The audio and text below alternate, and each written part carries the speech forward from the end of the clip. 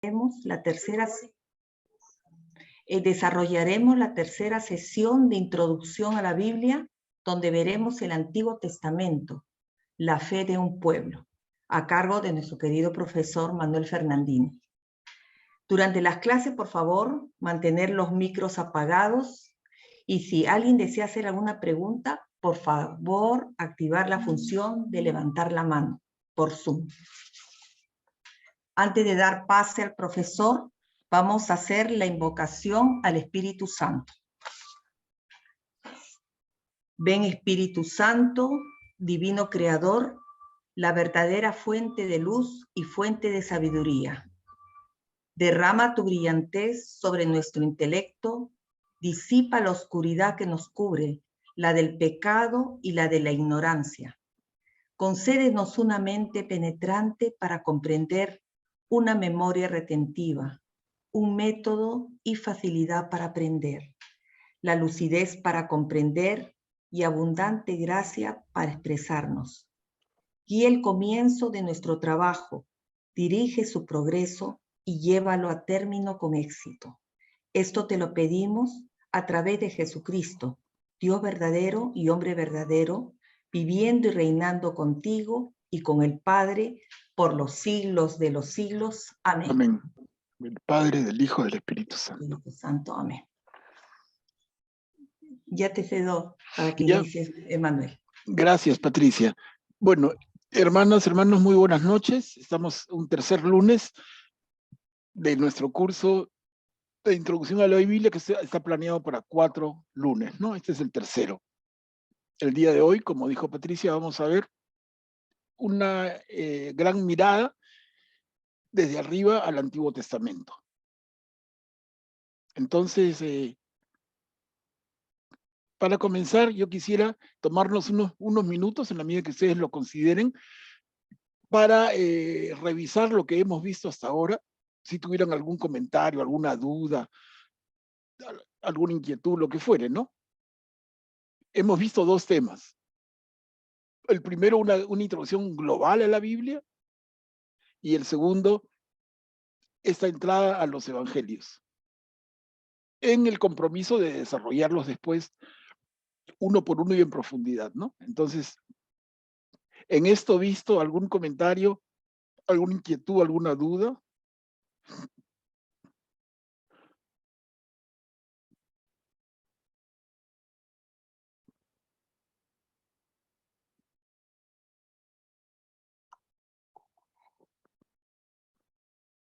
Yo que soy profe de toda mi vida les comento, ¿no?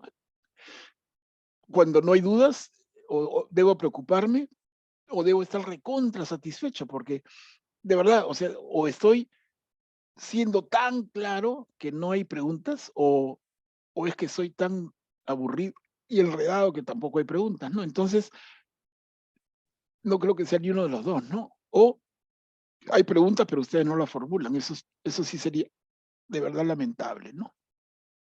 Todo súper claro, profesor, gracias. Ya ven, era clarísimo. El profe, pues también, ¿no?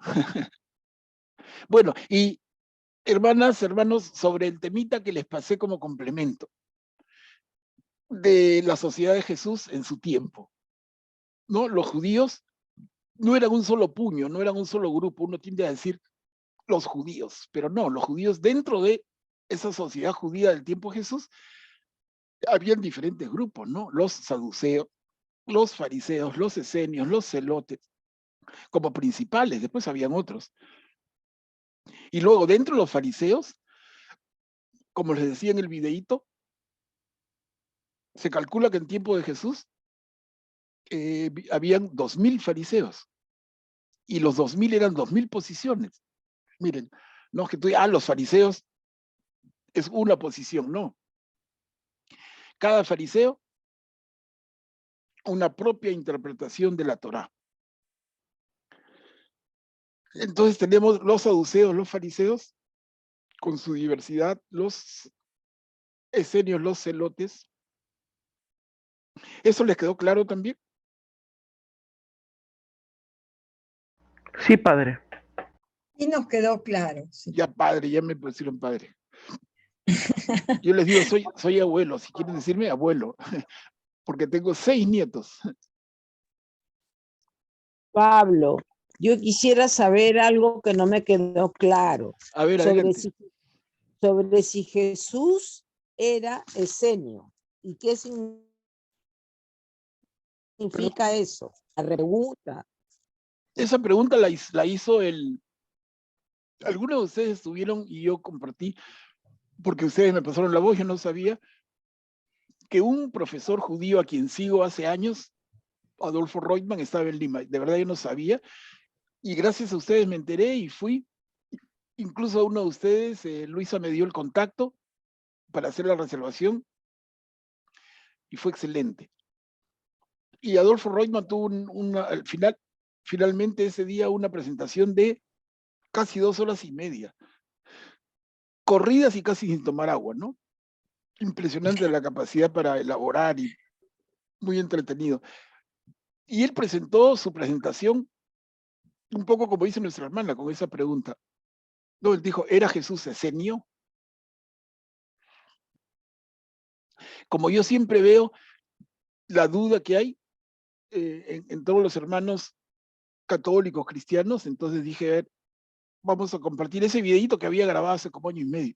De verdad que se puede hacer mejor, ¿no? Pero todos esos son videos hechos en casa, o sea, es un trabajo bien casero, bien entre nosotros, claro, si traen pues equipos de filmación, gran escenario y grandes cosas, se puede hacer algo mucho mejor, pero esa es una cosa que yo me siento, lo grabo, incluso cuando me escuché yo mismo, me parecía un poco cansado, o sea, no sé, cuando grabé eso hace 1 año y medio estaba como muy apagado, ¿no? De repente lo vuelvo a grabar y lo hablo más rápido, ¿no? Pero en fin, yo dije igual, lo perfecto es el enemigo de lo bueno. Ese video cumple y a ver, lo compartimos y en la idea de que se puede hacer mejor mañana más tarde. Entonces, saduceos, fariseos y esenios. Mire, yo partiría rapidito nomás y para responder puntualmente a la pregunta de la hermana, yo partiría de una reflexión. ¿Qué pasa con los sacerdotes históricos del pueblo de Israel? Eso lo dije en el corto video, pero no sé si les quedó bien claro. O sea, el pueblo de Israel tiene un grupo sacerdotal desde la época de Moisés, más o menos siglo XII antes de Cristo.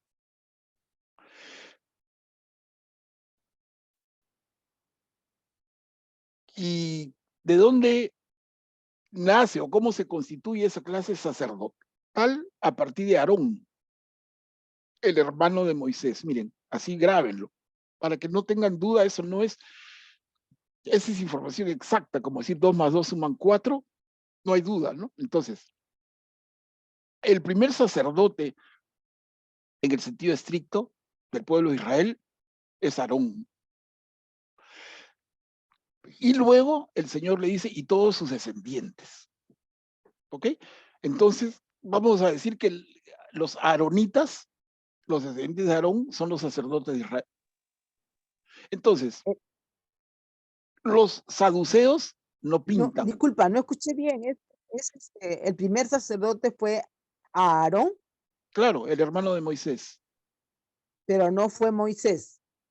No, Moisés no fue sacerdote. Ya, perfecto, gracias. Está bien, sí, hermana. No veo tu nombre, pero está bien que preguntes y te agradezco porque permite aclarar. Mira, si no, tú dices ya no pregunto y todo el mundo se queda con la duda. De repente yo no hablé claro y se quedaron con la duda. No, aclaremos todo lo que podamos. No, Moisés no fue sacerdote. Moisés es un tremendo líder. Moisés es un amigo de Dios. Y si queremos decirle algún calificativo honroso, Moisés es un profeta, pero no es un sacerdote. El sacerdote es su hermano Aarón, a quien el Señor mismo reviste de esa facultad tan hermosa. Y el Señor, digo por Dios Padre, instituye en Aarón la clase sacerdotal y le dice a Aarón, tú y tus hijos y nietos, por supuesto, toda su descendencia.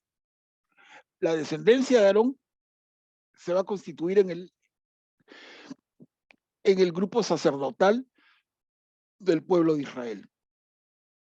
Ahora, este grupo sacerdotal es parte de una de las 12 tribus. ¿Se acuerdan las 12 tribus que son los 12 hijos de Jacob, ¿no? Que se llama Israel, y luego le vamos a llamar a estas 12 hijos, cada uno forma su clan, su tribu, y decimos las 12 tribus de Israel. Una de las 12 tribus son los levitas, o sea, los descendientes de Leví. Leví, así como suena, L-E-V-I, Leví es uno de los hijos de Jacob. Jacob, nieto de Abraham, imagínense. Estamos hablando de bien atrás. Y cuando el Señor dispone el reparto de la tierra, esto ya es con Moisés.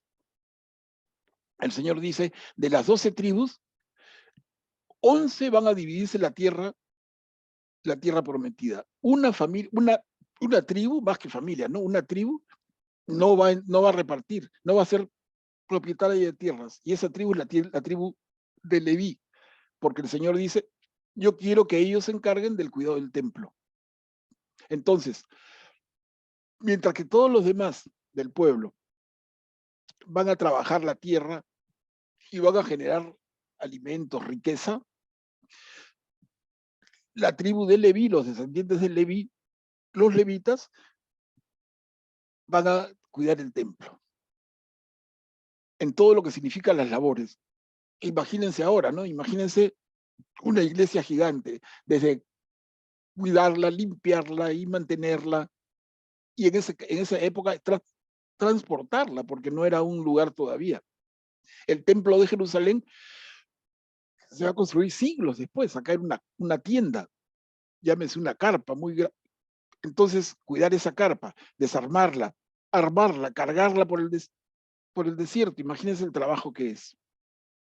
Entonces, el Señor encarga a los descendientes de Leví, uno de los 12 hijos de Jacob, esta chamba, ¿no? Ahora, dentro de esa gran tribu de levitas está Aarón. Entonces, Aarón, Moisés también. Ellos son levitas, descienden de Leví. Entonces, acá viene una división, ¿no? Entonces, los levitas hacen todo el trabajo del templo, pero no son sacerdotes, ¿no? Los sacerdotes son algunos levitas, que son los que vienen de Aarón. ¿Y los demás cómo quedan? Quedan como auxiliares, ayudantes. Por ejemplo, imaginemos hoy, ¿no? Tú tienes al sacerdote que oficia la misa y que consagra y te confiesa, y tienes al diácono que ayuda al sacerdote. Podríamos decir así en términos generales, como que los aaronitas, que son una parte de los levitas, son los que ofician como sacerdotes, y el resto de los levitas ayudan al sacerdote. Entonces, ¿quién transporta? ¿Quién arma y desarma la tienda del encuentro y etcétera, etcétera? Los levitas. ¿De acuerdo? Entonces, ahí tenemos una diferencia. Ahora, esa clase sacerdotal aaronita, ese grupo maravilloso del pueblo de Israel, no son los que conoce Jesús. Por eso refuerzo la idea del otro día, ¿no? Ellos no son aquellos a quienes Jesús conoce. ¿A quién conoce Jesús en su tiempo, en el primer siglo? A eso que llaman sacerdote. Ellos son los saduceos. Y alguien dice, ya me estoy confundiendo. No, por favor, no se confundan, ¿no? como les trataba de explicar en el video y ahora solo refuerzo, los saduceos aparecen más o menos 2 siglos antes de Jesús. ¿Por qué? ¿A raíz de qué? A raíz del triunfo de los macabeos. Los macabeos son un grupo de judíos que se rebelan contra el poder del extranjero, que en esa época eran griegos que venían de Siria, del general Antíoco Epífanes de Siria, ¿no? Entonces, de Antioquía de Siria. Entonces, esta rebelión judía dirigida por los macabeos termina teniendo éxito, más por desgaste, ¿eh? No es que fueran un ejército muy grande, pero de verdad que aburren al griego. Y dicen, ya, quédate con tu tierra, ya de verdad que 30 años de lucha que era como una guerra de guerrillas, imagínense, ¿no? Cargosos, 30 años. Los griegos se dan media vuelta y se van y le dicen, quédate con tu tierra. Y entonces los macabeos entran, imagínense, victoriosos en la ciudad de Jerusalén. El pueblo los aclama, ¿no? Después de tantos siglos, Israel es independiente. Ha conseguido su independencia, imagínense. Después de... Esa partecita, hermano, ¿podría repetirla? Porque me he confundido. O sea, los saduceos aparecen 2 siglos antes de Cristo, ¿no? Antes de Jesús. Así Pero es. después, No, lo que tú dices es correcto. ¿podría repetir, por favor? Claro. Ya, por eso les digo, vamos poniendo las cosas en perspectiva. Número 1, ¿de dónde vienen los sacerdotes de Israel? ¿Y quiénes son esos sacerdotes? Propiamente los aaronitas, descendientes de Aarón, el hermano de Moisés. Y secundados por quién? Por los levitas. Eso ya lo vi. 1. 2, aparecen los saduceos. ¿Cómo? ¿En qué momento? ¿No? Y les está explicando. Los macabeos, un grupo judío, protestan contra el invasor extranjero, dirigen una revuelta que va creciendo no solamente a Judea, sino a Galilea, se hace muy fuerte y finalmente aburren al invasor extranjero, a los griegos seleucidas, ¿no? Entonces ellos se dan media vuelta y se van, pero por cansancio, 30 años de guerra de guerrillas, terrible, un desgaste, entonces se van. A la hora que se van, los macabeos entran triunfantes a Jerusalén. Hay una ceremonia judía que de repente ustedes han escuchado, ahora la pueden relacionar, el Tanuká, ¿no? La fiesta de las luces.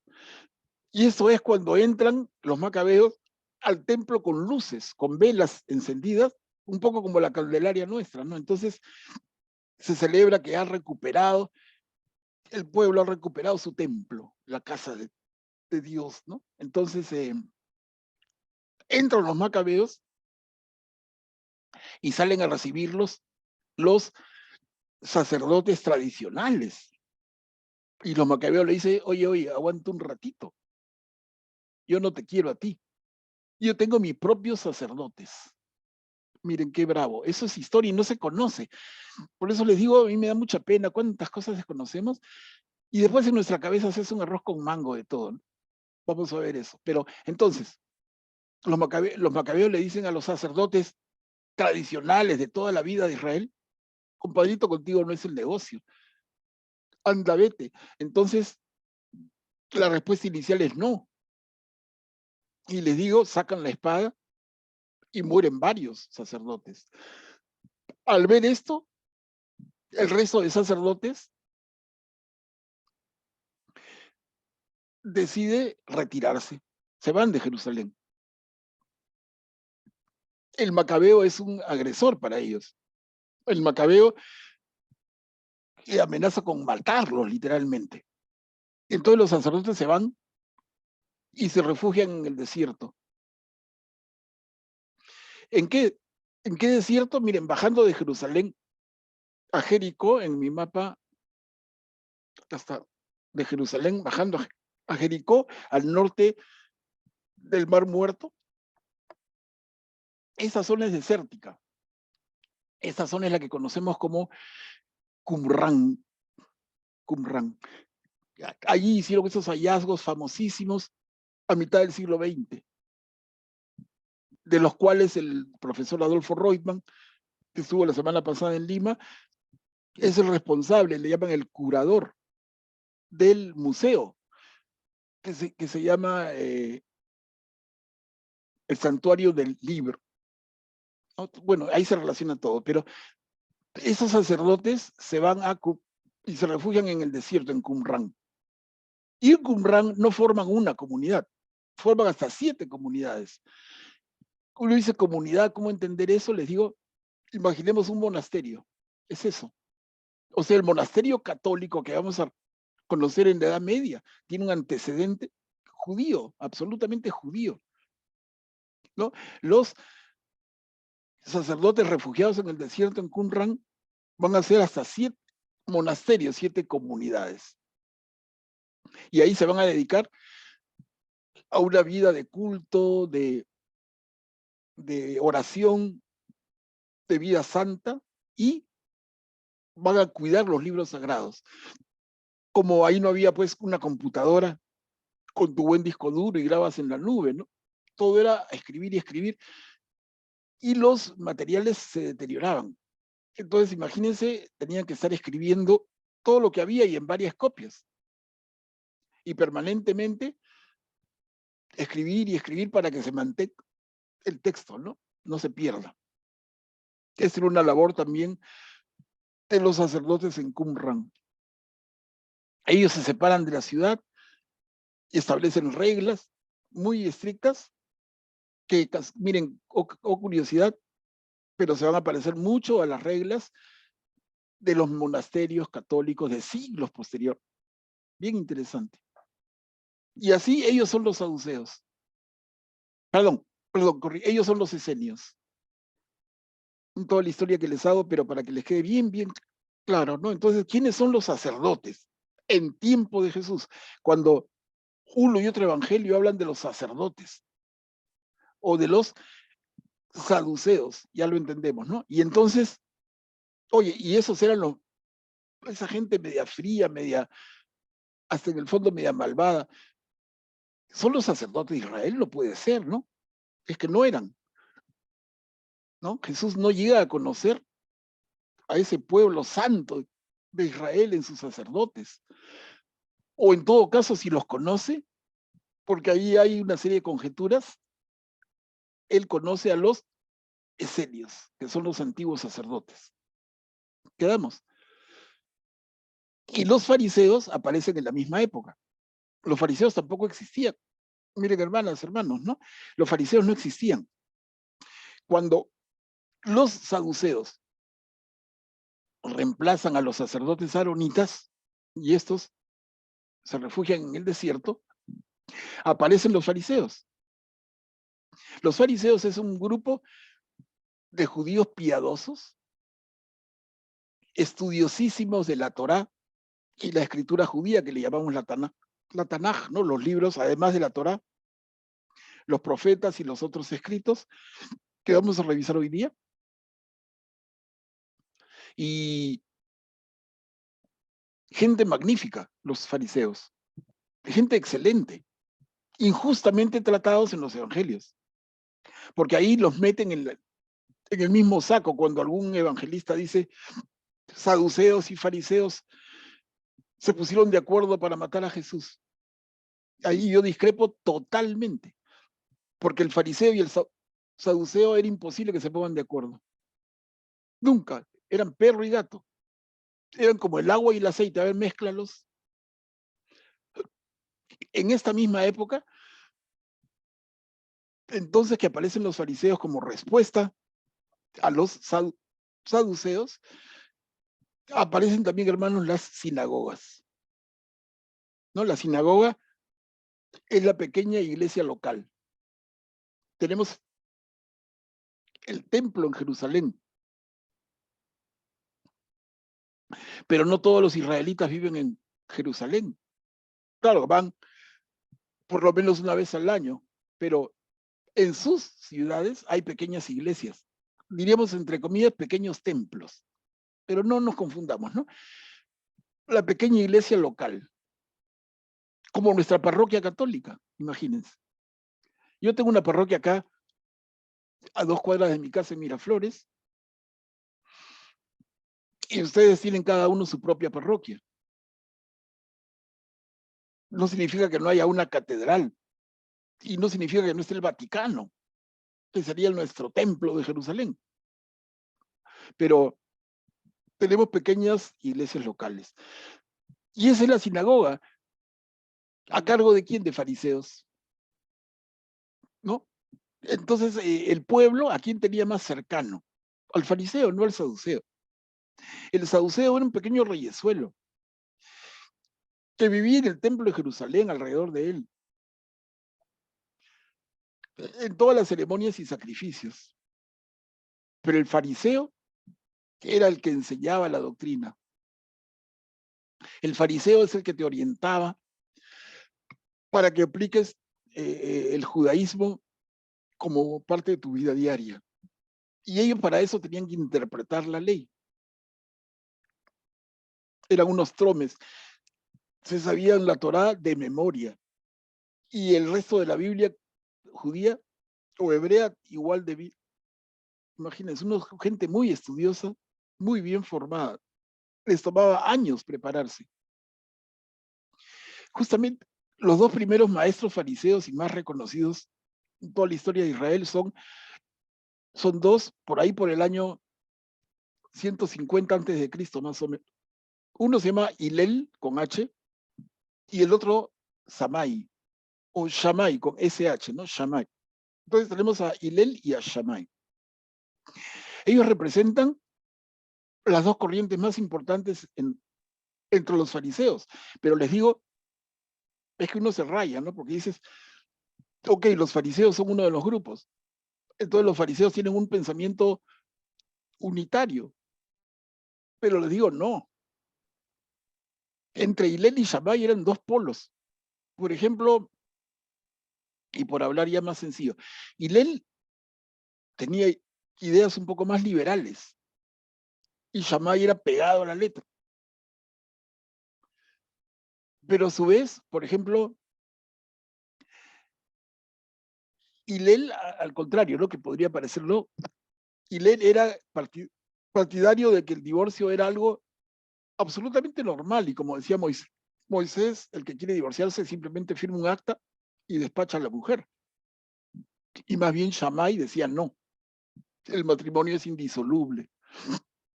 Entonces alguien dice, a ver, estudiando un poquito de Hillel, dice, oye, Jesús se parece más a la posición de Hillel.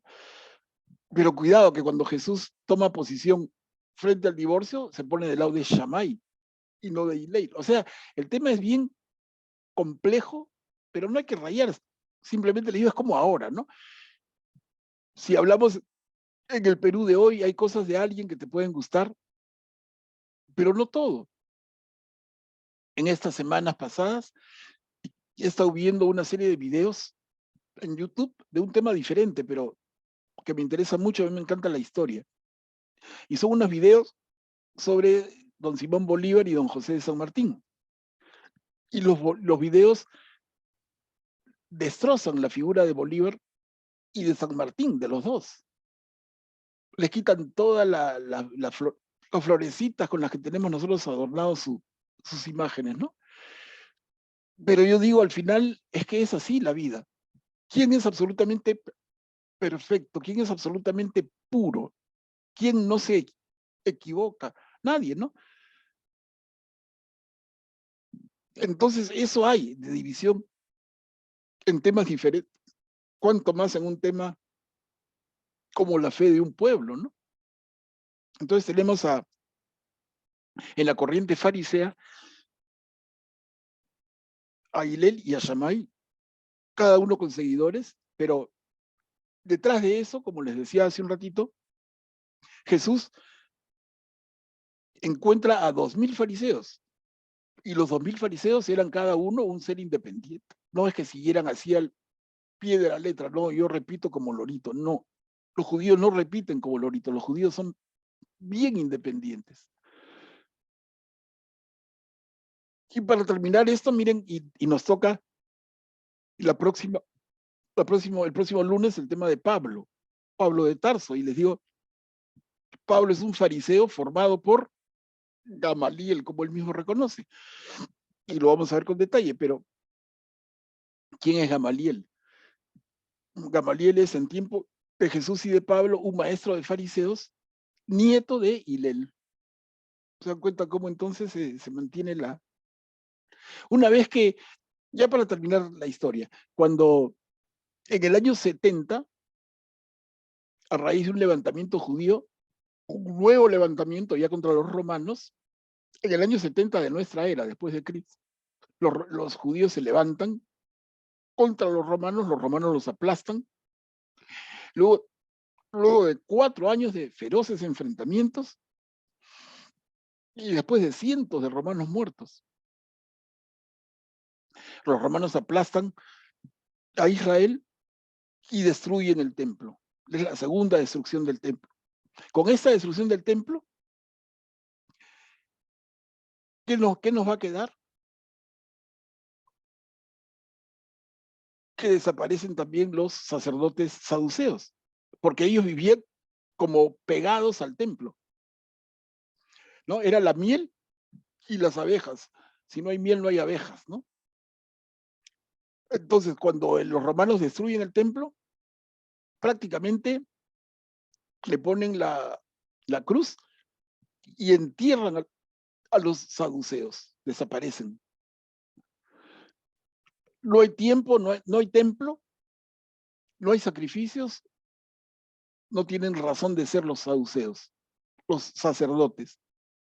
Pero ¿quién sí queda? Son los fariseos. Ellos sí quedan. ¿Y dónde quedan? En las sinagogas, guiando al pueblo, orientando al pueblo en qué significa ser judío y cómo vivir su fe.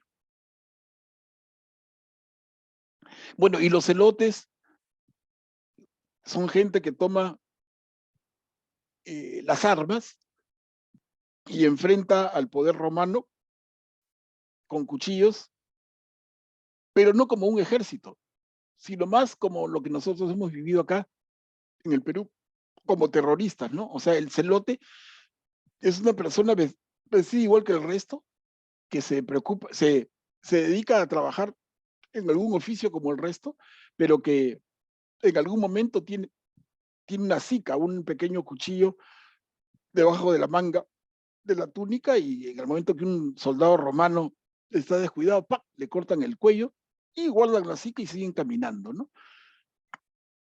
Un terrorismo en esa época. Y estos celotes se consideran como una herencia de los macabeos. O sea, los macabeos que se enfrentan a los griegos, como que no desaparece la idea. O sea, ellos han demostrado que se podía ganar en un enfrentamiento, y entonces esos judíos que siguen la tendencia violenta de los macabeos son los celotes, ¿no? Y ahí completamos. Entonces, cuando decimos los judíos en tiempo de Jesús, cuidado, ¿no? Miren todo lo que hay. Miren todo lo que hay. Repito entonces, saduceos, fariseos en toda la gama, esenios y celotes.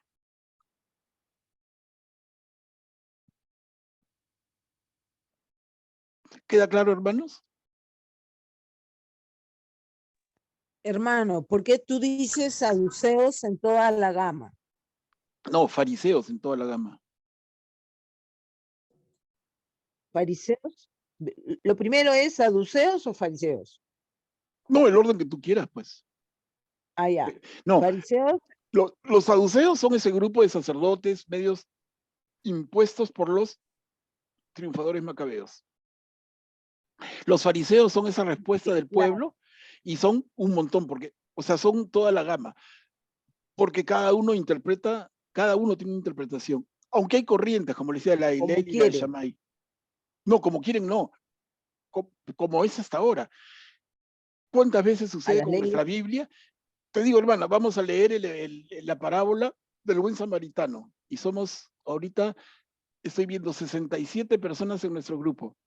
Y yo les digo a cada uno que interprete la parábola y me va a decir cosas diferentes. Somos fariseos, en ese sentido, o todos tenemos una interpretación igual.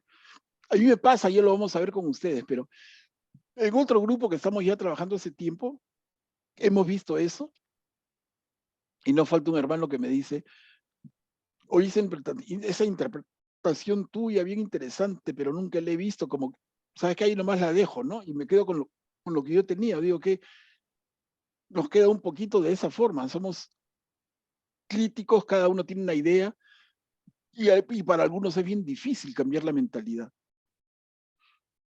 No, para mí el buen samaritano Hermanito, es lo lo que que fuera yo y te yo no pregunté desde cambio. un principio, mira, hermano, lo que yo te pregunté desde un principio, hermano Manuel, fue de que si Jesús fue o no fue. Ya entendí que los esenios llegaron en la época de Jesús, estaban, ¿no es cierto? No, por eso tú, Ahora, ahora, con lo que te he comentado ya tú puedes responder, pues. No sé si te pues, animas. A ver, anímate, tú misma. Eso no un esenio, Jesús. déjame ver. Mira, también tú has hablado de los Samai y los otros no he entendido cómo No, los pero en todo dices caso, mira, tú. no, es que se nos va a ir toda la hora. Yo te recomendaría, mira, hay un video del otro día y hay este video que lo voy a pasar porque estamos grabando y lo puedes volver a escuchar más tranquila.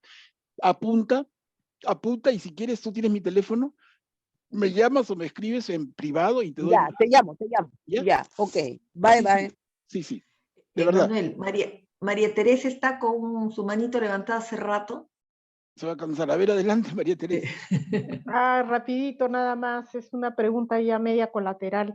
Buenas noches. Los judíos ortodoxos que tenemos ahora, ¿de qué rama vendrían? Vienen de los Son fariseos. residuos de fariseos. De fariseos, Ya, pero no todos, ¿ah? O sea, ya, sí entendí ¿te das esa cuenta? cosa. Dentro de la Sí, gran sí, variedad sí, de fariseos, estos son sí, los más sí, bravos. sí, Claro. exacto. Ya, ok. Gracias, Manuel. Ya, ahora, de todas maneras, para no dejar la pregunta de la hermana suelta, rapidito con cargo a conversar ya en privado con ella, y con quien quiera, ¿no? Pero la pregunta es bien interesante. ¿Es Jesús un esenio? La respuesta es no. Pero también valdría la pregunta, ¿es Jesús un fariseo? La respuesta es no. Pero cuidado, Jesús es judío. Y tiene un montón de influencia, la influencia del judaísmo. Entonces, ¿puede tener Jesús influencia de los esenios? Por supuesto. Y no significa que sea esenio, pero tiene influencia esenia, ideas esenias, ideas de lo que ellos pensaban. Y luego, de los fariseos también, ¿no? Porque es judío. O es que él es judío, pero que se metió en una cápsula hasta que aparece y empieza a hablar. Estuvo 30 años aislado del mundo. No, él vivía en una sociedad, conversaba, escuchaba. Incluso nos dice en el propio Evangelio, cuando tenía 12 años, ya está en el templo leyendo la escritura, que es escritura judía, Antiguo Testamento ahora, ¿no? Está interpretando. Entonces, Jesús es un muchacho judío formado en toda esa tradición. Tiene de esenio, claro, tiene de fariseo también, pero no es esenio ni es fariseo. Es Jesús, ¿no? Es Jesús en toda su independencia. Vamos a ir construyéndolo, pero una buena pregunta. Bueno, nos hemos pasado bastante, pero vamos al tema de hoy. El Antiguo Testamento, y yo le ponía como subtítulo La fe de un pueblo. Y acá quiero comentarles como para romper fuegos, en este tercer tema, hermanos, yo les preguntaría, ¿qué es para ti el Antiguo Testamento? Y lo digo con toda seriedad.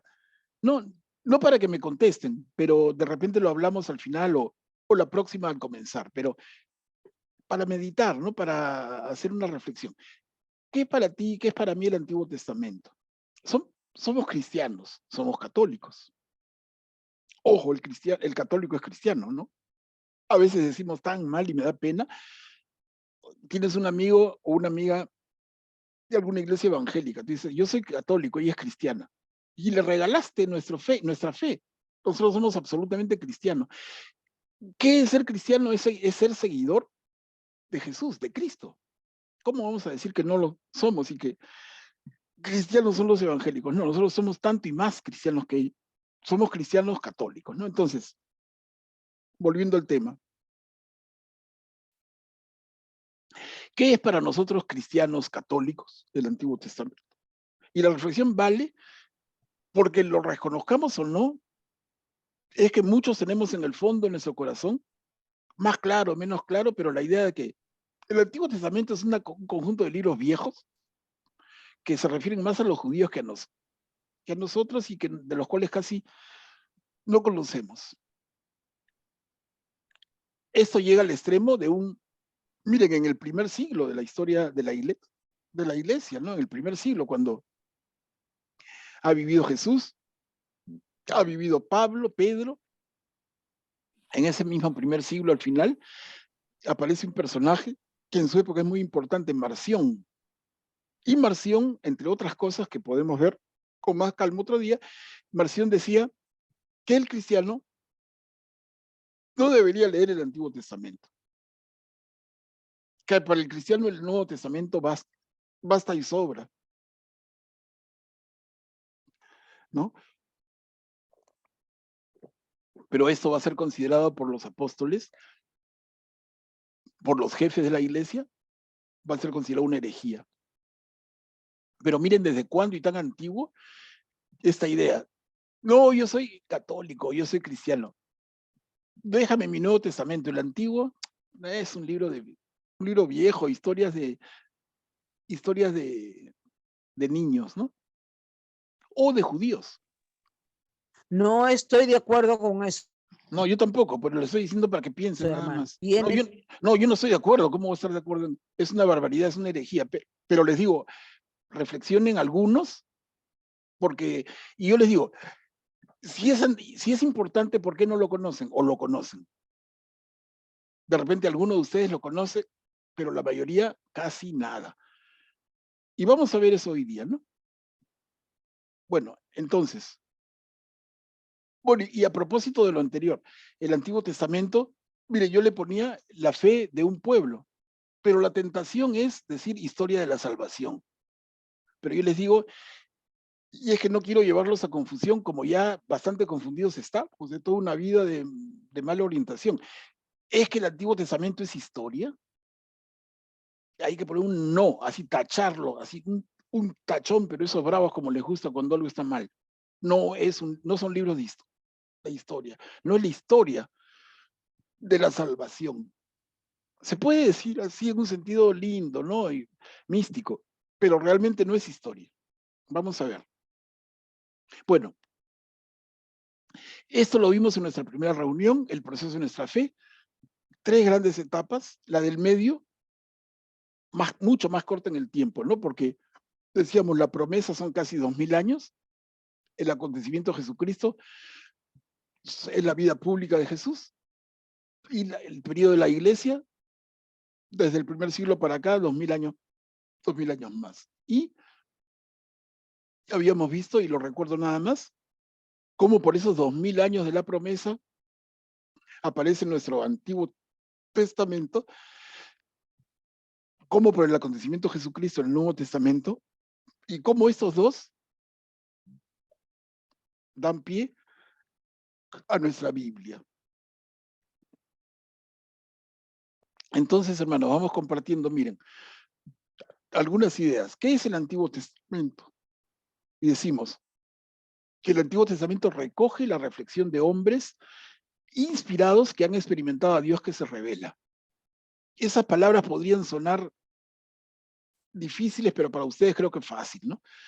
Porque dedicamos buena parte de la primera reunión a eso. ¿Qué es la Biblia si no la revelación de Dios a los hombres que experimentan esa revelación, y luego entonces algunos de ellos inspirados por el Espíritu Santo, que van a describir la reflexión que tienen a partir de esa revelación. Ese es el tema central de la Biblia. Decimos que la Biblia es una unidad formada por dos grandes partes que conocemos como Antiguo y Nuevo Testamento. Acá vale la pena un pequeño alto también para su propia formación bíblica. Miren, hermanos, el nombre Antiguo Testamento es poco feliz.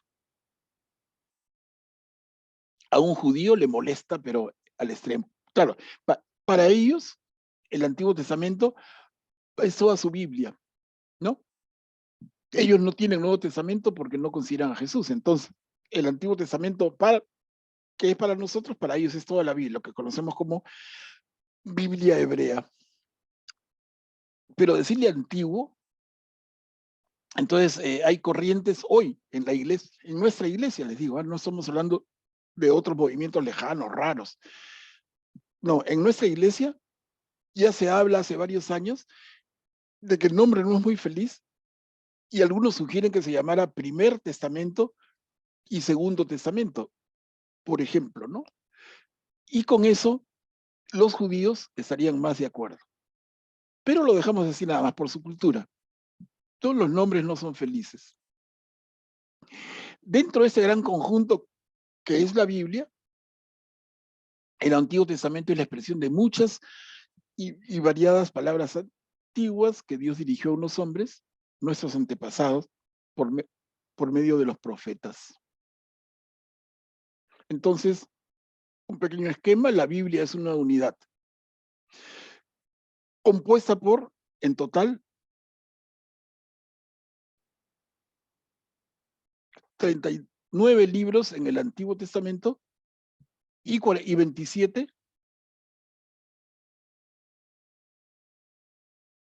eso está mal. Miren, yo me corrijo, por favor. Lo voy a corregir luego, porque tomé la figura que me pareció bonita, pero para nosotros el Antiguo Testamento tiene 46 libros, no 39. Esos 39 es el dato de los protestantes. Cuidado, yo me corrijo, ¿no? Entonces, la Biblia es una unidad, tiene 46 libros en el Antiguo Testamento y 27 en el Nuevo. Pero es un solo autor y es un solo tema. Al final, el autor es el Señor, inspirando a autores humanos, y el tema es presentarnos a Dios Padre y a Dios Hijo. Ese es el tema, ¿no? ¿Y cuál es el valor? Ahí pongo a Moisés en esa figura que creo que todos reconocemos al toque con las tablas de la ley. Pero ¿cuál es el valor del Antiguo Testamento? Miren, los 47 libros del Antiguo Testamento reflejan el modo en que el pueblo de Israel experimentó y entendió el proceso de la revelación de Dios. Ya lo habíamos dicho. Esos escritos son palabra de Dios y hablan de Dios. Y así lo consideraron tanto Jesús como la primera iglesia. O sea, cuando leemos en el Nuevo Testamento referencias que a cada rato hay sobre la escritura o las escrituras, se refieren al Antiguo Testamento porque no había Nuevo Testamento. Cuando los apóstoles andan con Jesús no había Nuevo Testamento, no se había escrito nada. Recordemos que lo primero que se escribe en el Nuevo Testamento son las cartas de Pablo, y eso es posterior a la resurrección de Jesús.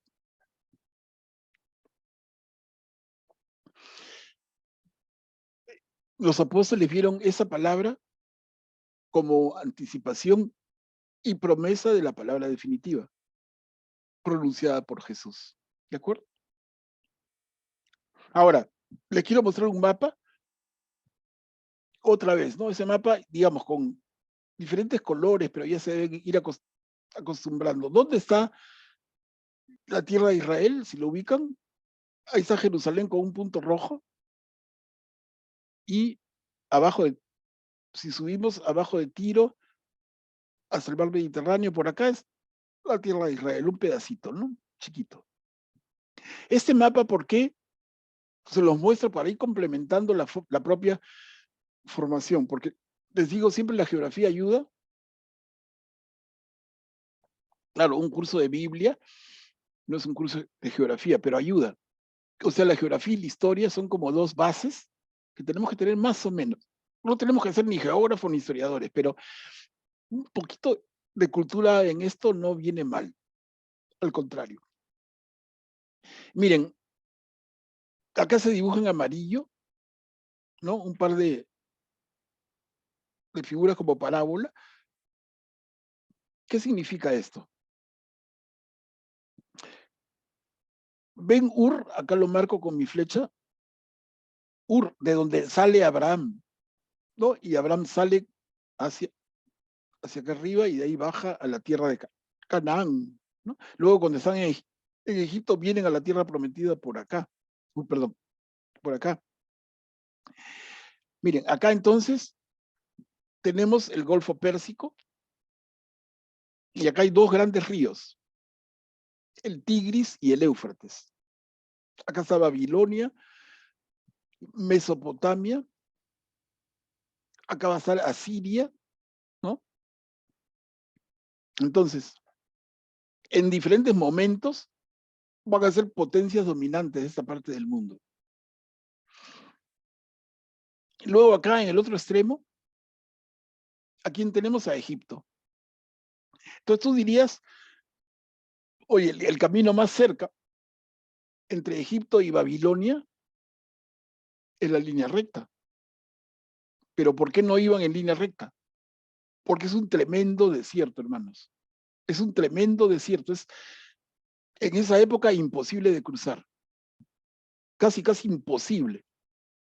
El camino natural era dentro de esta área encerrada por la figura amarilla. Suben por la zona verde, digamos, del valle, y bajan, y acá tenemos el valle chiquito del río Jordán, y acá el valle enorme del río Nilo, ¿no? Entonces, el camino entre los grandes imperios en línea recta no era posible. Tú tenías que ir más o menos siguiendo esta tendencia, como una U invertida. ¿Cómo se llama esta zona encerrada dentro de esas líneas amarillas? Se conoce como la media luna fértil. Esto lo digo también por su cultura general, ¿no? La media luna fértil. Esto va a ayudar a entender por qué, por ejemplo, cuando conquistan a Israel, la conquista viene del norte. Claro, ¿cómo va a venir del este? El que viene del este cruza el desierto, imposible, ¿no? Entonces, el ejército babilonio va a tener que subir y bajar. Cuando baja viene del norte. Pero no es que Babilonia quede al norte, Babilonia queda al este. Pero tiene que seguir la ruta en que la naturaleza facilita y no el desierto. ¿De acuerdo? Bueno, este es el mundo de la Biblia. Tenemos el Mar Rojo, el río Nilo, el Golfo Pérsico, los ríos Tigris y Éufrates, y el tremendo mar Mediterráneo. Como hablando de agua, ¿no? Mar y ríos, y a partir de ahí ubicamos, y es bueno que tengamos esa referencia. Miren, como curiosidad nada más, acá está Tarso, donde van a ser Pablo, el apóstol. Y esta zona, en la época de Jesús, se va a llamar la provincia de Asia. Pero en tiempos antiguos esta zona se va a llamar Anatolia. Entonces, antiguamente Anatolia, luego la provincia romana de Asia, y luego actualmente Turquía. Acá está Turquía, tremendo país, maravilloso además, ¿no? A ver, otro mapa. Esto lo presento nada más para que veamos un poco dentro del mapa grande, a donde como no se hace un zoom y queda en la tierra de Israel. De este pedacito de abajo es la costa oriental del mar Mediterráneo, pero en la zona baja, porque no es todo el frente de la costa, es un pedacito, un pedazo de la parte de abajo, ni siquiera la mitad, ¿no? De aquí para acá, porque de ahí viene Sidón, Tiro, eso es Líbano. Entonces, este pedazo de acá se expande y queda como esto de acá. Acá tenemos el mar de Genesaret, o el lago de Galileo, el mar de Genesaret, el río Nilo, el mar Muerto, la costa del Mediterráneo, ¿no? Y Jerusalén, la capital, en el reino del sur.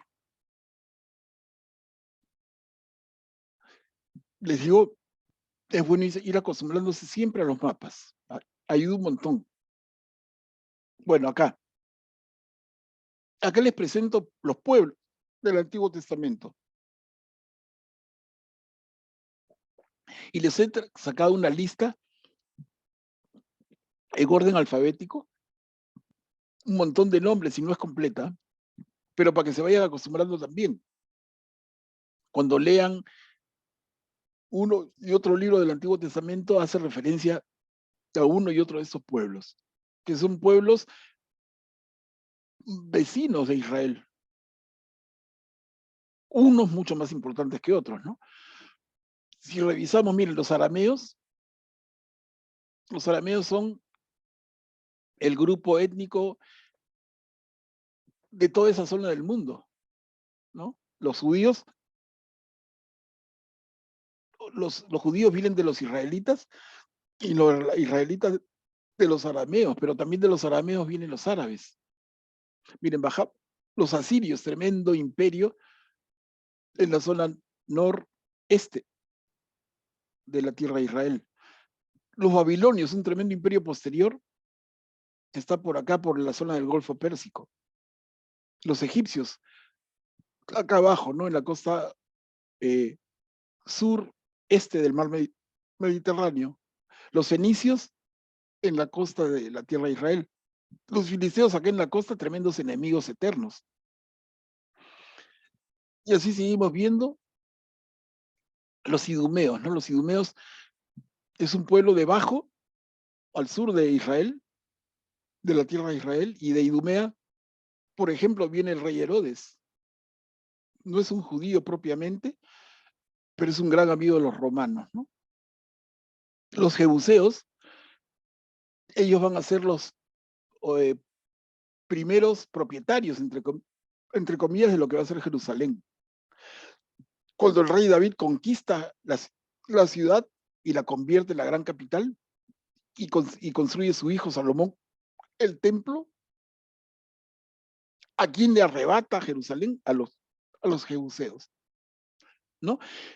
No es Jerusalén un sitio que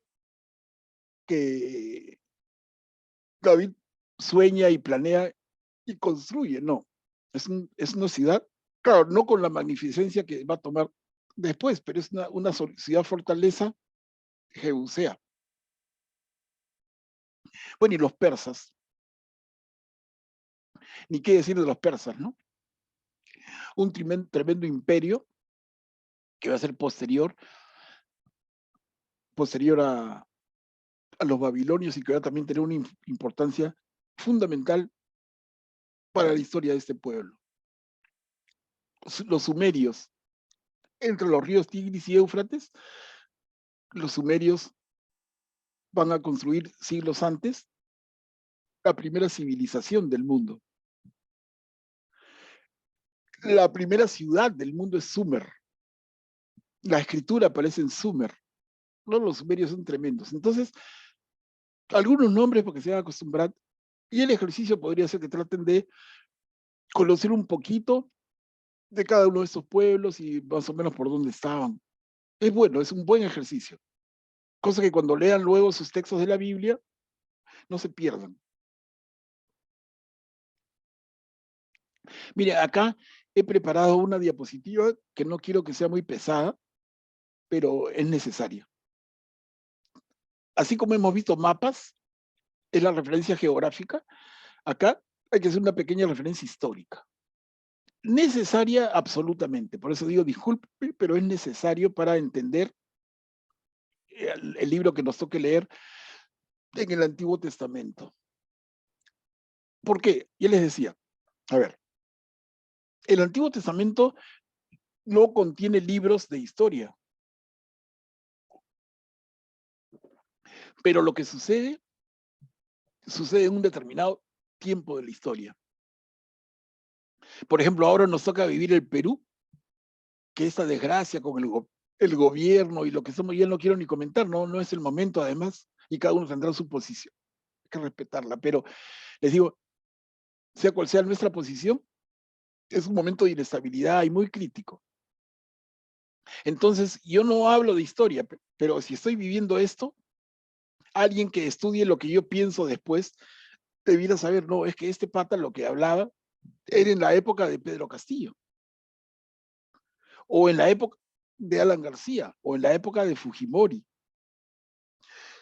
o en la época del proceso, entre comillas, libertador, que no fue tanta libertad, pero con San Martín y Bolívar, o en la época virreinal. Entonces, es diferente que tú digas, estoy viviendo en el Perú, claro, pero es en el Perú del virreinato, en el Perú de la independencia, en el Perú de la guerra con Chile, en el Perú del siglo XXI, y en el siglo XXI ¿con quién?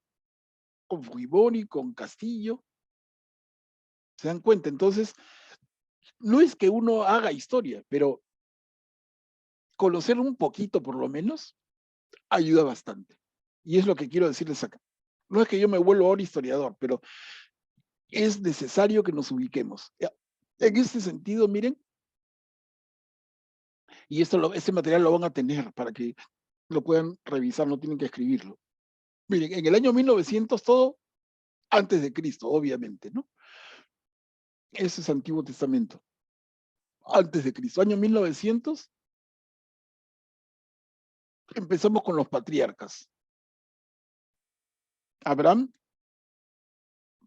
su hijo Isaac, el hijo de Isaac, Jacob, que luego el Señor le va a cambiar de nombre a Israel, y los 12 hijos de Jacob, que van a ser las 12 tribus de Israel. Esto arranca en el año 1900 antes de Cristo. En el 1700, después de la muerte de uno de los hijos de Jacob, que es José,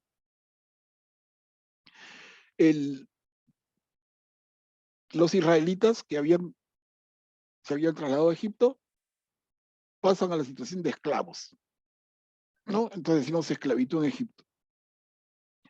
En el año 1250, más o menos, tenemos el periodo del Éxodo, con Moisés, ese gran liberador, ¿no? La gran gesta de Moisés que guía al pueblo a la libertad, el Éxodo. Un montón de detalles. En el año 1200 se da la entrada en la tierra prometida. ¿Y quién guía al pueblo a la tierra prometida? Ya no es Moisés. Moisés no llega a entrar. Moisés llega hasta el límite y muere. Es Josué. Josué, que era como su brazo derecho. José era un joven al lado de Moisés, era un muchacho fuerte, formado por Moisés, con muchos valores, y es Josué el que dirige al pueblo ya para entrar a la tierra prometida y dirige el proceso de reparto de la tierra entre las tribus. En el año 1000, siempre antes de Cristo, tenemos la etapa de la monarquía. Y hay 3 reyes en Israel. El rey Saúl, el rey David y el rey Salomón. No, el rey Saúl es el primer rey. David el gran rey y Salomón el rey sabio. ¿No? Ya hablaremos mucho más de eso. Acá empezamos a entrar un poquito más de detalle. En el año 931, a la muerte de Salomón, el reino se divide en 2. Y quedan de lo que había sido el gran reino de David y de Salomón, ese reino se divide. En el norte, Israel, con capital Samaria, algunos dicen mal Samaria, pero igual como quieran decirle, ya no vamos a pelear por eso. Pero el nombre correcto es Samaria. Entonces, el reino del norte es el reino de Israel con su capital Samaria. Y el reino del sur, o Judea, con capital Jerusalén.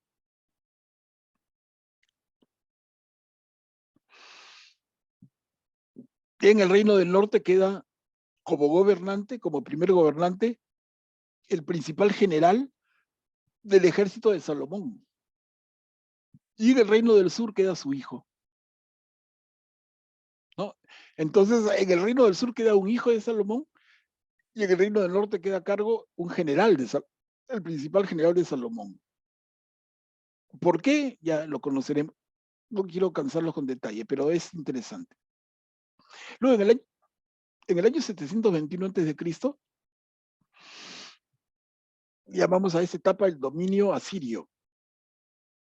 Acá, ¿qué sucede? El reino del norte es conquistado por los asirios. En su época, tremendo imperio.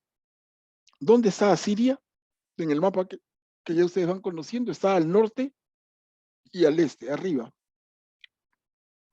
Entonces el imperio asirio va a conquistar el reino del norte y va a propiciar un gran exilio de la población, sobre todo de la clase dirigente y los más preparados. Los van a mover, los van a desplazar a Nínive, que es la capital asiria. Ahora, ¿por qué se produce la conquista del reino del norte y no también del reino del sur? Un detalle. Y es que el reino del sur ya está separado y van a hacer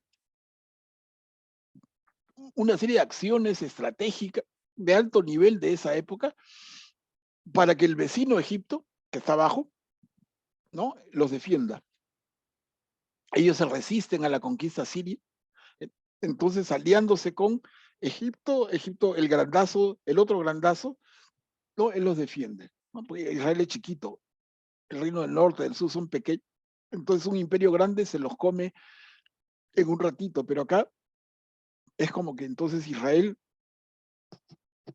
no, perdón, el reino del sur, Judea, va a buscar apoyo en los judíos en esas estrategias de geopolítica, ¿no?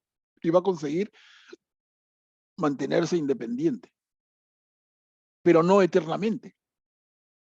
Miren, en el año 598,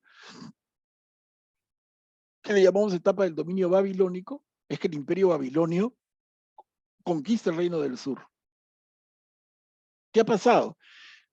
El imperio babilonio es un imperio que aparece después del imperio asirio, más fuerte, conquista a Siria. Y obviamente al conquistar a Siria, conquista todos los territorios que Asiria tenía. Incluso los babilonios bajan por Israel hasta Egipto, ¿no? Y los ponen en orden a los egipcios. O sea, ya Israel frito pescadito. ¿Se dan cuenta? Acá se producen detalles interesantes porque los babilonios, cuando cae el reino del norte, los del reino del sur, propiamente los de Judea, los judíos, van a decir, ya ves, los del norte, su fe era débil y por eso el Señor ya no los ha protegido. A nosotros sí nos protege porque tenemos una fe seria y bien llevada, ¿no? Cosa que no era. Simplemente era cuestión de estrategias y equilibrios internacionales. Pero finalmente, entonces, después de estos años, 130 años, por decir algo así redondo, el reino del sur también cae. Miren, en el año 538 es la etapa de dominio persa. Entonces, ¿qué pasa? Que Persia, lo que ahora es Irán, ese país, Irán, es el imperio persa de siempre. Entonces el imperio persa conquista Babilonia, que Babilonia ya había conquistado a Siria, y Persia se hace dueño. Perdón, hermano, micrófono.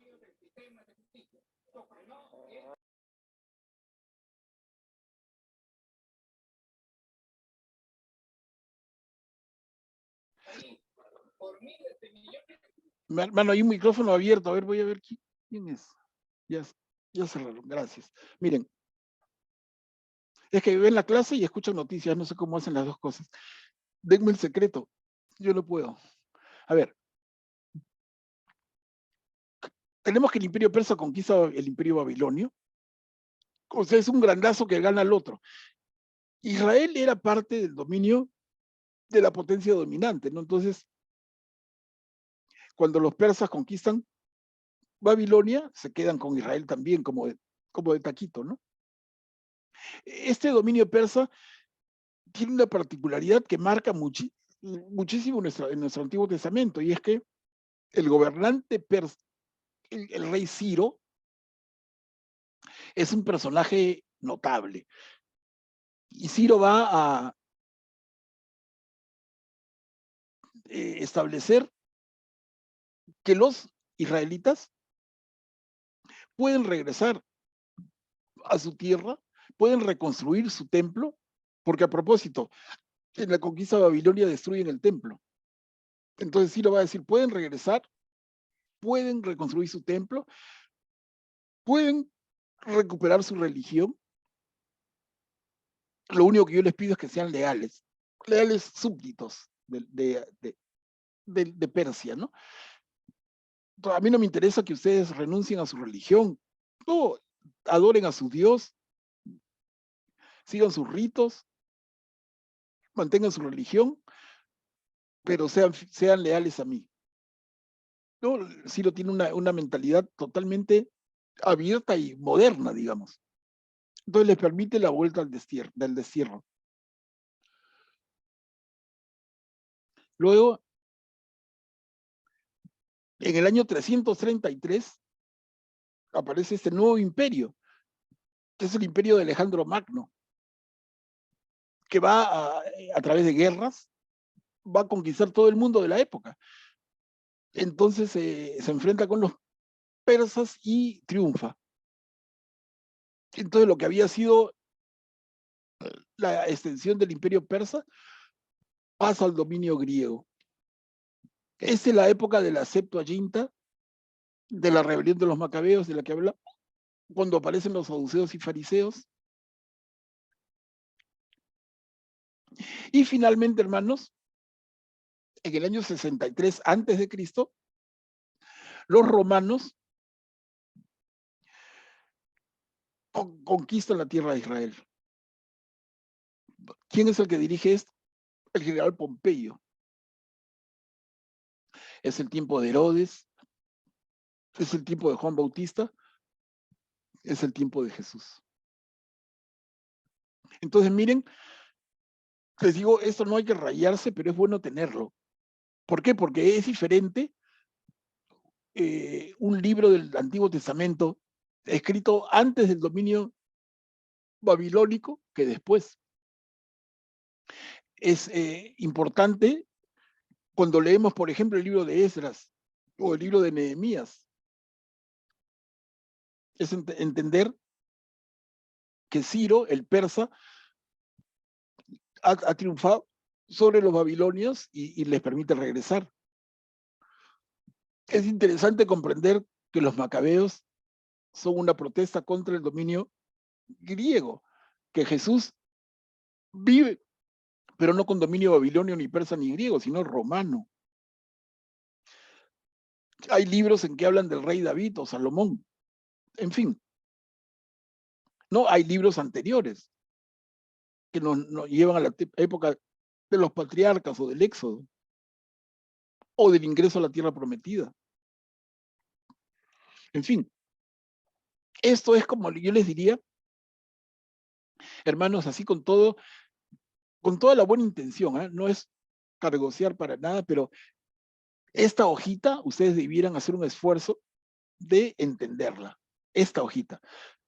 No más historia. Ahora, el que le gusta, como a mí, vea más, ¿no? Pero mínimo esto, porque te permite ubicarte. O sea, a ver, les pongo otra vez el ejemplo. Vamos a hablar del Perú. Oye, vamos a hablar del Perú preincaico, en la época de los incas, en la época del virreinato, en la época de la independencia, en la época del siglo XIX, en la época del Guano y la guerra con Chile. Vamos a leer el Perú del siglo XX, vamos a leer del Perú del siglo XXI, y son diferentes momentos. No hay que ser un conocedor como Jorge Basadre, pero por lo menos un poco de idea ayuda un montón. Y les digo acá, y lo vamos a ver con mucho más calma, pero el dominio babilónico marca un antes y un después. En el dominio babilónico se produce lo que se conoce como el exilio babilónico. Cuando veamos a los profetas, en particular, vamos a decir que tal profeta es preexílico o posexílico. Miren, qué tan importante puede haber sido este acontecimiento en la historia de Israel, que nos dice antes y después del exilio babilónico. Antes, pre, después, post, ¿no? Y así. Así con David, así con todo. Entonces, esta hojita, la repito, una hojita básica, pero así como ubicarte en el mapa, dónde está Israel, qué hay al norte, qué hay al sur, qué hay al este, qué hay al oeste, así también esta hojita, y a este nivel sencillo, ubicar un poco las etapas de la historia de este pueblo. En la época antigua, porque esta historia sigue, ¿no? Eso ya es harina a otro costal. Bueno, aquí les he preparado una explicación gráfica que la van a tener, o sea, más que yo explicar, es bien bonita y es hasta para niños, ¿no? Pero miren, Abraham que parte de Ur, en el camino de Isaac, llega a la tierra prometida que es Canaán, el hijo de Isaac, Jacob, y sus 12 hijos, las 12 tribus de Israel. Primero José y después el resto van a Egipto. Y como en Egipto quedan esclavos por muchos años. Luego Moisés y la liberación del pueblo. La alianza en el Sinaí, que es esas conversaciones, esos diálogos del Señor con Moisés, en que les transmite por hablar en sencillo, pero es mucho más complicado. Eso que conocemos como los 10 mandamientos, ¿no? Josué, en la conquista de la tierra prometida. El periodo de jueces, que es el primer momento, cuando el pueblo de Israel entra a la tierra prometida, se organizan ellos de manera bien democrática, bien horizontal. Y entonces aparecen los jueces. Pero luego, el mismo pueblo pide un rey. El primer rey es Saúl, luego David, el gran rey, el hijo de David, Salomón, el rey sabio, y Salomón construye el primer templo de Jerusalén. No es David, es Salomón el que construye el templo. Luego de la muerte de Salomón, acá está la división que les contaba, ¿no? Por un lado el reino del norte, Israel, y por otro lado el reino del sur, Judá. Jeroboam es el general y Roboam es el hijo de Salomón. Entonces acá ya la historia como se bifurca. Aparecen profetas en el reino del norte y profetas en el reino del sur.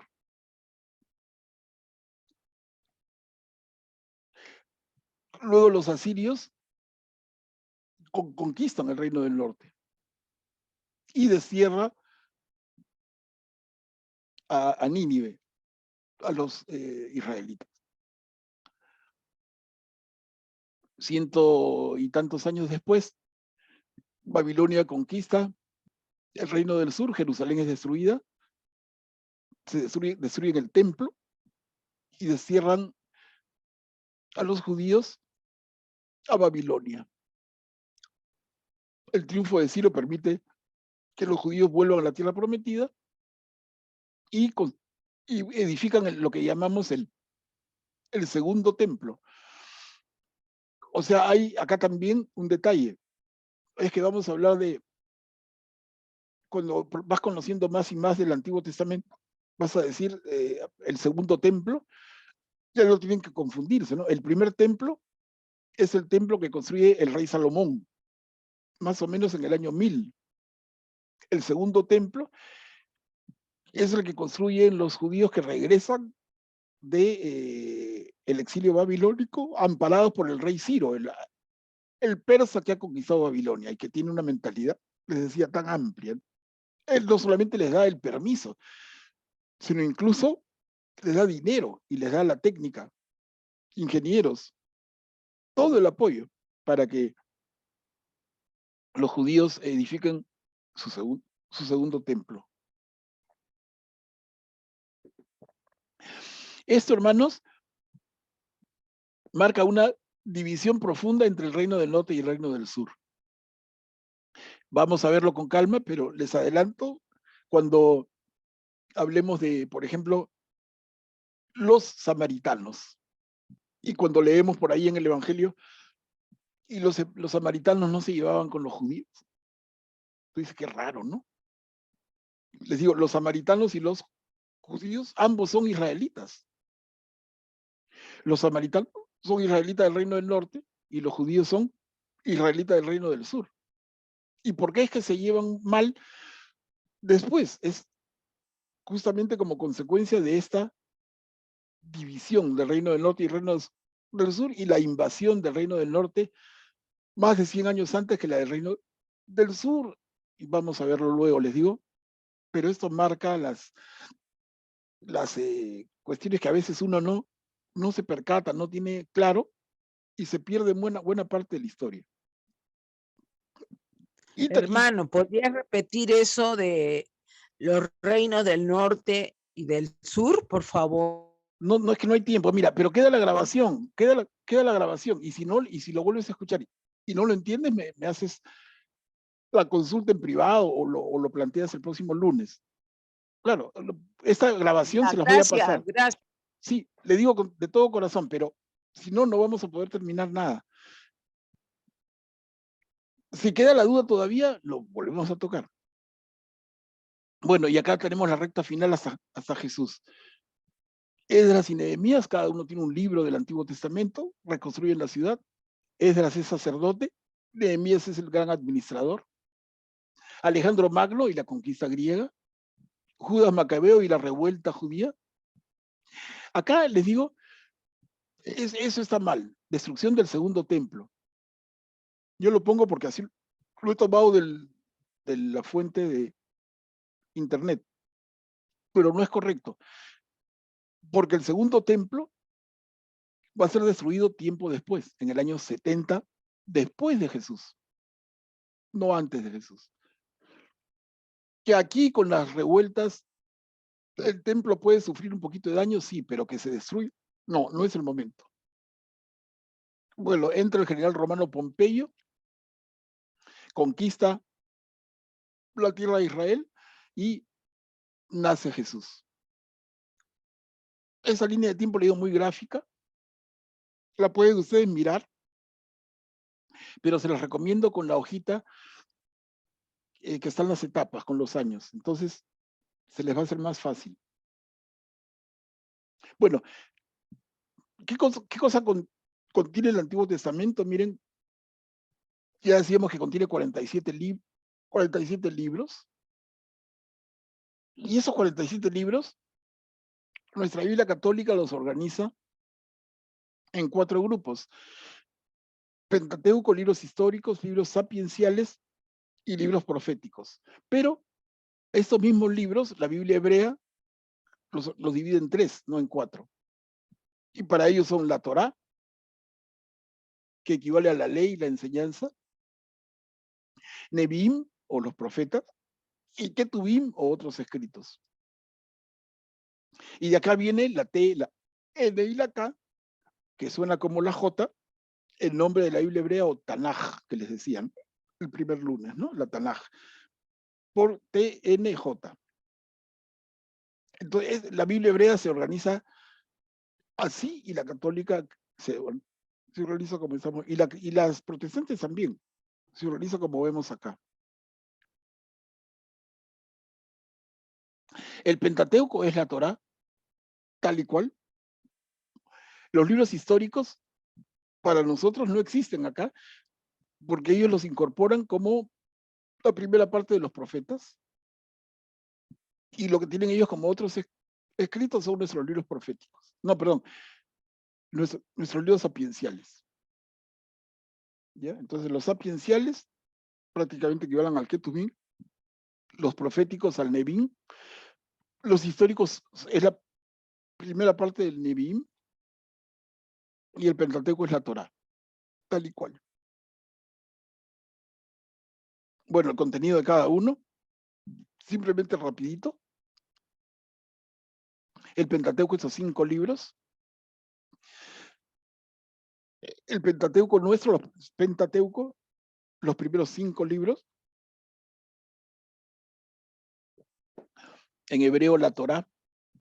Y Torá significa ley, y mejor todavía, enseñanza. ¿No? Es la ley que Moisés recibe del Señor en el monte Sinaí. Es la enseñanza que Dios le pide a Moisés que transmita al pueblo para que anden en orden y sean santos, ¿no? Entonces, ese es el Pentateuco. Los libros históricos, para nosotros, que les digo, los judíos lo incorporan como en el grupo de libros proféticos, son esta lista. Y en algunos casos, ustedes van a percatarse que le he puesto una estrellita. ¿Por qué? Porque quiero resaltarles esto, ¿no? Aprovechando el pánico, esos son libros que los católicos aceptamos, pero los judíos no. Y por ende los protestantes tampoco. Porque, como les dije también ya antes, cuando se encuentran los manuscritos, esos libros estaban escritos en griego, no en hebreo. Entonces la posición de los judíos es, no, el Señor dictaba en hebreo. Si no es en hebreo, no es un libro que debamos considerar. Entonces lo dejaron fuera.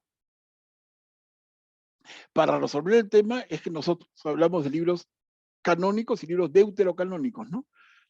El segundo canon. Pero este es un término más moderno, en el sentido de unificar las Biblias, más que nada.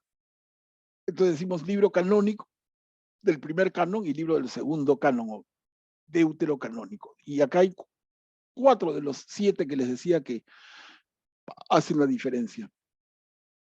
Luego, libros sapienciales. Tenemos estos. Acá hablamos de palabras mayores, ¿no? El libro de Job, ya lo vamos a ver. Una maravilla.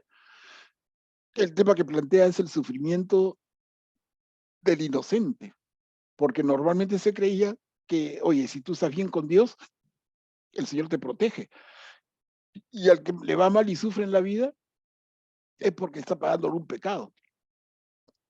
No, eso lo cuestiona Job, ese libro, de una manera maravillosa. Luego, los 150 salmos, el libro de los salmos, la oración del pueblo de Israel, maravilloso.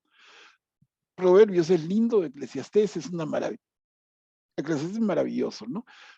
¿Se acuerdan? Vanidad de vanidades, todo es vanidad. El cantar de los cantares, el canto de una pareja de amantes, el canto de Jesús a la iglesia y de la iglesia a Jesús. Así lo lee la Iglesia Católica. Y acá tenemos otros 2 asteriscos. ¿Por qué? Porque estos 2 libros, Sabiduría y Eclesiástico, tampoco no son del primer canon. O sea, no están aceptados por los judíos ni por los protestantes, porque los encontraron en griego. Y el argumento es el mismo. Dios no escribe en griego. Escribe solo en hebreo, ¿no? Y luego tenemos el último conjunto, que son bastantes libros, los proféticos. Uno se asusta cuando ve esta lista, Pero realmente, de todos estos hermanos, son 3 libros que son profetas mayores, que son Isaías, Jeremías y Ezequiel, y el resto son profetas menores. Menores por lo chiquitos que son sus textos, ¿no? Isaías, por ejemplo, tiene 66 capítulos. Y hay uno por ahí que tiene un solo capítulo. Entonces, dentro de estos, ubicamos a Baruch. Baruch es el 7º, que hace la diferencia entre una Biblia católica y una Biblia protestante o judía, ¿no? Entonces ahí están los 7 libros que hacen la diferencia. Otra diferencia no hay. No hay. O sea, si alguien tiene una Biblia que no es católica, pero es protestante, una hermana me consultaba el otro día, yo tengo la Biblia Reina Valera, ¿la puedo leer? Y yo le digo absolutamente sí, porque lo único que no vas a tener son esos 7 libros, pero de aquí a que te hagan falta, imagínate. Si tienes que leerte todo el Nuevo Testamento primero, si tienes que leer el Génesis, el Éxodo, Levítico, Números, Deuteronomio, tienes que leer a los profetas. Entonces, ¿cuánto tiempo va a pasar para que tú eches en falta esos 7 libros? Uf, más de 1 año, 2 años, fácil, ¿eh? Oye, no, yo necesito leer el libro de Eclesiástico. Qué lindo, hermano. Cuando empecé a estudiar la Biblia hace 3 años. Claro, pues, ¿no? Ya son como entrar a los detallitos, pero lo que une nuestra Biblia con la protestante y el Antiguo Testamento nuestro con el judío es casi todo. Y la diferencia son libros que nosotros tenemos que ellos no, por la razón que les he vuelto a comentar.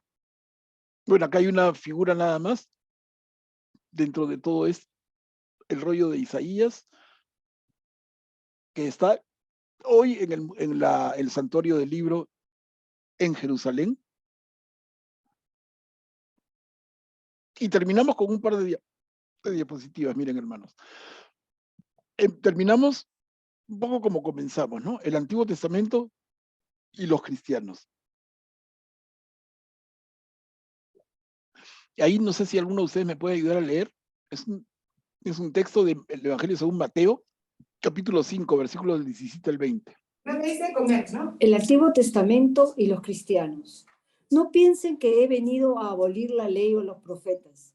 No vine para abolir, sino para cumplir. Les aseguro que mientras duren el cielo y la tierra, ni una letra, ni una coma de la ley dejará de realizarse. Por tanto, quien quebrante el más mínimo de estos mandamientos y enseñe a otros a hacerlo, será considerado el más pequeño en el reino de los cielos. Pero quien lo cumpla y lo enseñe será considerado grande en el reino de los cielos. Porque les digo que si el modo de obrar de ustedes no supera al de los letrados y fariseos, no entrarán en el reino de los cielos. Mateo 5, del 17 al 20. Gracias, Luisa. Miren, Evangelio según Mateo, corazón del Nuevo Testamento. Pone Mateo en boca de Jesús, lo que ha leído Luisa muy clarito. Esa relación del Antiguo Testamento con nosotros, ¿no? Vamos a regresar también a esto cuando veamos a Mateo, pero vamos quedando claros en lo importante que es, hermanos, el Antiguo Testamento. Y para terminar, quisiera compartir con ustedes un par de frases que he rescatado del Catecismo de la Iglesia Católica y que habla clarísimo de la unidad entre ambos testamentos, el Antiguo y el Nuevo. O sea, como para ir dejando lo más claro posible que el Antiguo Testamento es parte de nuestra fe y debe ser parte de nuestra formación, de todas maneras. A ver si alguien me ayuda también. Ese es el Catecismo de la Iglesia Católica, el artículo 129.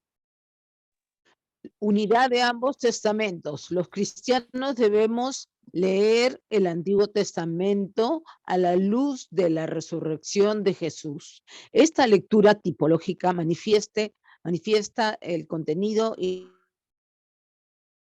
inagotable del Antiguo. Ella no debe hacer olvidar que el Antiguo Testamento conserva su valor propio de revelación, que nuestro Señor mismo reafirmó. Marcos 12, del 29 al 31. El Nuevo Testamento exige ser leído también a la luz del Antiguo. La catequesis cristiana primitiva recurrirá constantemente a él. Primera de Corintios 5 y de 10 y del 1 al 11. Según un viejo adagio, el Nuevo Testamento está escondido en el Antiguo, mientras que el Antiguo se hace manifiesto en el Nuevo. Del Verbo 16. Gracias. 16. Sí, gracias, hermana. Miren, eso que has leído en la última frase es lindísimo, ¿no? Esa reflexión de San Agustín. La iglesia nuestra en 20 siglos ha tenido personajes maravillosos, pero San Agustín es número 1. Y San Agustín dice lo que leyó nuestra hermana, ¿no? El Nuevo Testamento está escondido en el Antiguo, mientras que el Antiguo se hace manifiesto en el Nuevo. Claro, traduciendo literalmente, San Agustín, él habla de latente y patente, ¿no? Por ahí le puede sonar. O sea, cuando dice San Agustín, el Nuevo Testamento está latente en el Antiguo y el Antiguo está patente en el Nuevo. Entonces, lo mismo. Miren, la unidad de ambos testamentos. Entonces, yo les vuelvo a hacer la pregunta como reflexión nada más, no para que me la contesten. Pero, ¿qué es para mí el Antiguo Testamento? ¿Qué pensaba en el fondo de mi corazón? No, ese libro no, esa parte no. Incluso algunos tienen el Nuevo Testamento, lo más chiquito, ¿no? Más fácil, eso es lo que me interesa. Pero les digo, no perdamos nunca la ocasión de estudiar también el Antiguo Testamento. Es muy rico y complementa nuestra formación. Bueno, hermano, hasta aquí llegamos. Miren, tenemos para el siguiente lunes la cuarta y última sesión de este curso introductorio. Vamos a tratar de las cartas de Pablo. Entonces vamos a tener una mirada completa, una mirada de la Biblia, su traducción, las versiones, en fin. Una segunda que fueron los evangelios en paquete, en globo, una tercera que ha sido la de hoy, el Antiguo Testamento, y una cuarta que va a ser Pablo, que escribe pues mitad del Nuevo Testamento él solito, ¿no?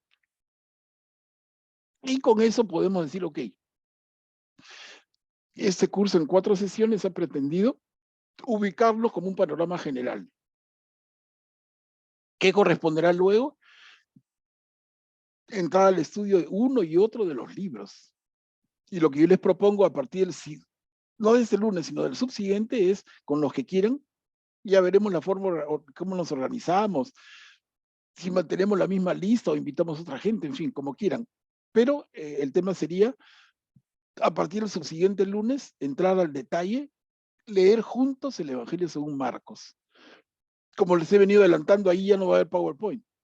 Lo que les voy a proyectar es cada línea y cada perícopa y cada capítulo de Marcos lo leeremos juntos, haciendo los saltos respectivos para irlos comentando y profundizando.